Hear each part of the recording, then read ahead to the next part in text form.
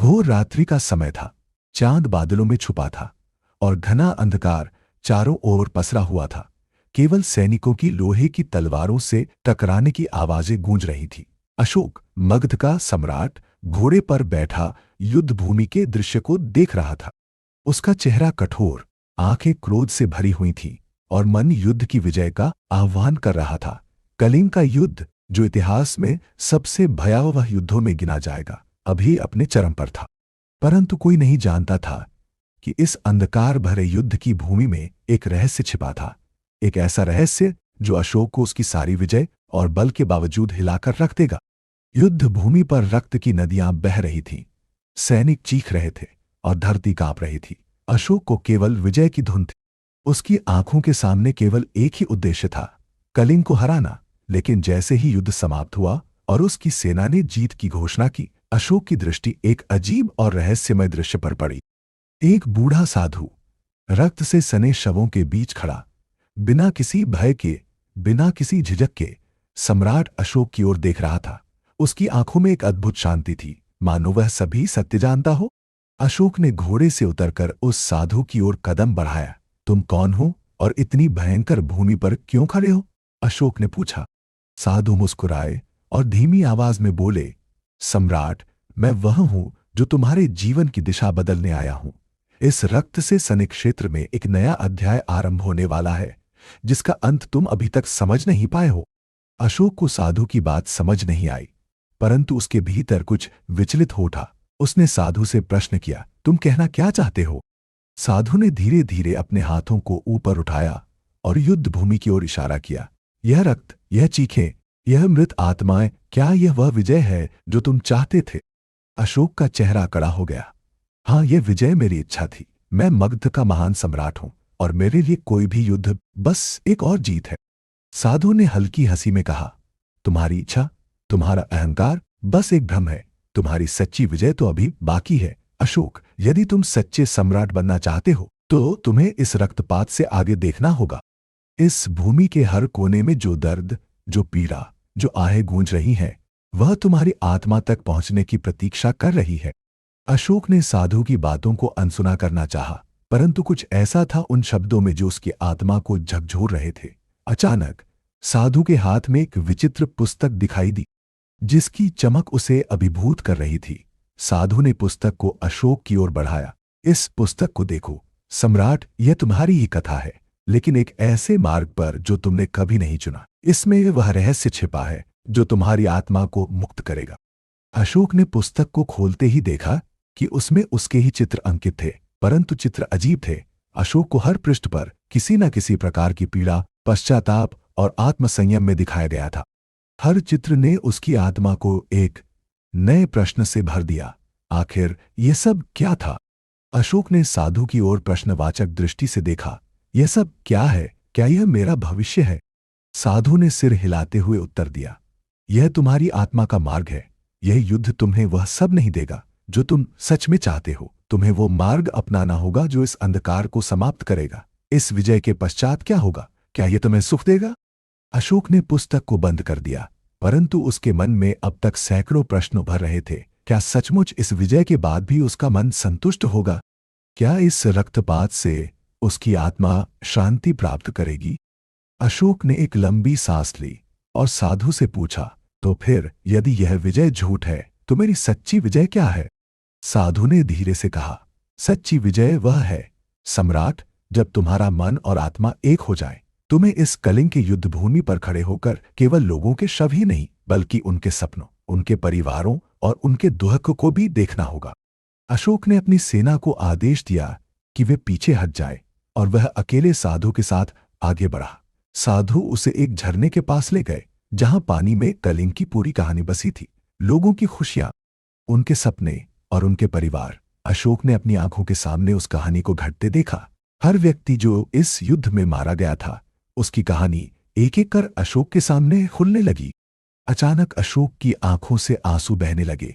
वह अपने घुटनों के बल गिर पड़ा और अपने हाथ जोड़कर साधु से बोला, मुझे क्षमा करो, मैंने इन सब की पीड़ा को नहीं देखा। मेरे अहंकार ने इन निर्दोषों को मार डाला। साधु ने उसे उठाते हुए कहा, अब तुम अपनी सच्ची विजय के पथ पर हो सम्राट, परंतु यह केवल आरंभ है।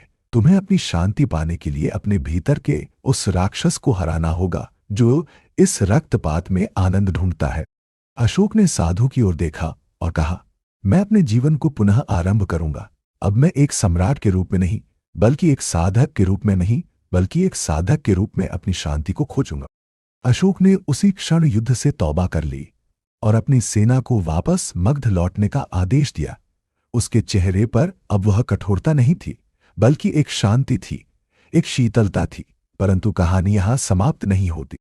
जब अशोक वापस अपने महल पहुंचा तो उसके सामने वही साधु पुनः प्रकट हुए। साधु ने उसे और पुस्तक सौंपी। यह क्या है? अशोक ने उत्सुकतापूर्वक पूछा। साधु मुस्कुराते हुए बोले, यह तुम्हारे अगले पथ का रहस्य है। इसे पढ़ने के बाद ही तुम्हें अपने सच्चे मार्ग का ज्ञान होगा। परंतु याद रहे, जब तक तुम इसे नहीं पढ़ते तब तक तुम्हारा पश्चाताप अधूरा रहेगा। अशोक ने पुस्तक को खोला, परंतु वह पन्ने को देखता ही रह गया। पुस्तक का एक भी शब्द समझ नहीं आ रहा था, मानो किसी रहस्यमयी भाषा में लिखा गया हो। वह साधु से पूछने ही वाला था कि इतने में साधु ने हंसते हुए कहा, यह वह रहस्य है जिसे केवल वही जान सकता है जो सत्य के मार्ग पर पूरी तरह समर्पित हो। क्या तुम तैयार हो सम्राट? अशोक के मन में हजारों प्रश्न थे, परंतु उसके चेहरे पर एक नई दृढ़ता थी।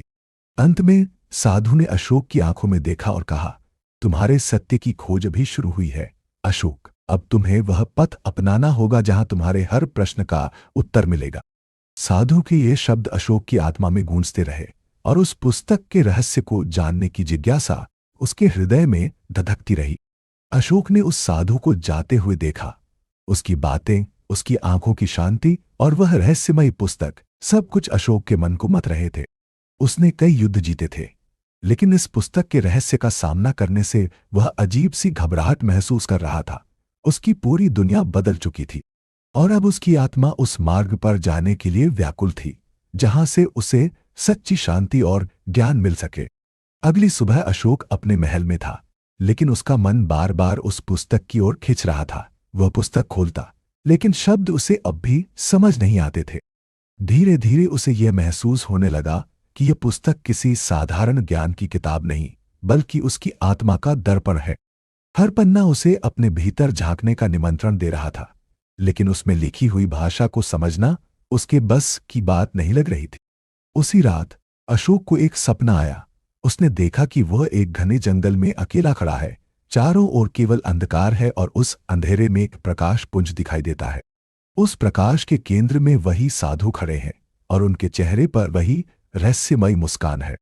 साधु ने कहा, तुम्हारी यात्रा अभी शुरू हुई है सम्राट। इस पुस्तक का हर शब्द तुम्हारे भीतर छिपे रहस्य का प्रतीक है। जब तुम अपने अहंकार, क्रोध और लालच का त्याग करोगे, तभी तुम इसे पढ़ सकोगे। अशोक ने अपनी पूरी शक्ति से साधु से पुस्तक को समझने की याचना की, पर साधु केवल मुस्कुराते रहे। सुबह होते ही अशोक का सपना टूट गया, लेकिन उसके मन में एक नई दिशा का संकेत जाग उठा। अगले कुछ महीनों में अशोक ने खुद को पूरी तरह से बदलने का प्रण लिया। उसने अपने जीवन में पहली बार अपनी प्रजा के दुख दर्द को समझने का प्रयास किया। उसने अपनी शाही शक्तियों का उपयोग अब केवल लोगों की भलाई के लिए करना शुरू किया। जो सम्राट पहले विजय का भूखा था, वह अब शांति का साधक बन चुका था। उसने अपने सभी मंत्रियों को बुलाया और उन्हें आदेश दिया कि हर उस स्थान पर जाएं जहां उसके द्वारा किए गए युद्ध के कारण लोग दुखी थे और उन्हें सहायता प्रदान करें। उसने कलिंग के लोगों के लिए विशेष योजनाएं बनाई, उनके पुनर्वास में मदद की और उनके दुख को दूर करने की हर संभव कोशिश की। जैसे जैसे उसने अपने भीतर की कठोरता को त्यागना शुरू किया, वैसे वैसे उसे पुस्तक के शब्द धीरे धीरे समझ आने लगे।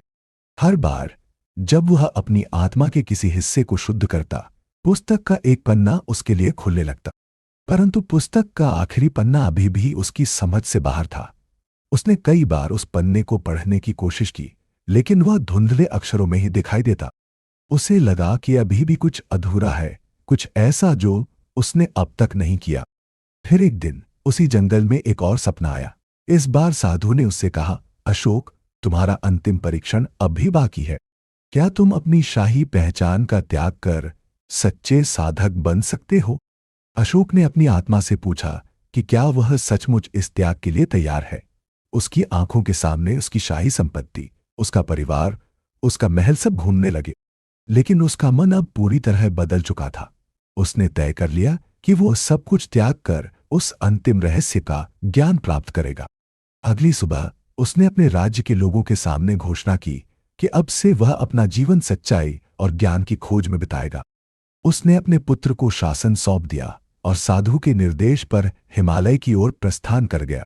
वह कई दिन और रातें कठिन साधना में व्यतीत करता रहा, कई जगहों पर जाकर ज्ञान प्राप्त किया। उसकी आत्मा धीरे धीरे उस सत्य को समझने लगी थी जो उसे अब तक नहीं मिल पाया था।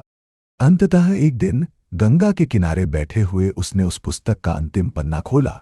इस बार अक्षर स्पष्ट थे। उसमें लिखा था, तुम्हारी सच्ची विजय तुम्हारे भीतर की शांति है। बाहरी युद्ध तुम्हें कुछ समय के लिए संतोष दे सकते हैं, लेकिन जब तक तुम्हारा मन भीतर से शांत नहीं होगा, तुम कभी सच्चे सम्राट नहीं बनोगे। कलिंग का युद्ध तुम्हारा अंतिम बाहरी युद्ध था, लेकिन भीतर के युद्ध को जीतना ही तुम्हारी सबसे बड़ी विजय है। अशोक की आंखों में आंसू थे, परंतु अब वे आंसू पश्चाताप के नहीं, बल्कि आत्मज्ञान के थे। उसने अपनी आत्मा में उस शांति को महसूस किया जिसका उसे वर्षों से इंतजार था। और वहीं उस पवित्र भूमि पर, गंगा के किनारे, सम्राट अशोक ने अपने जीवन को अंतिम सत्य के समर्पण में पूरा कर दिया।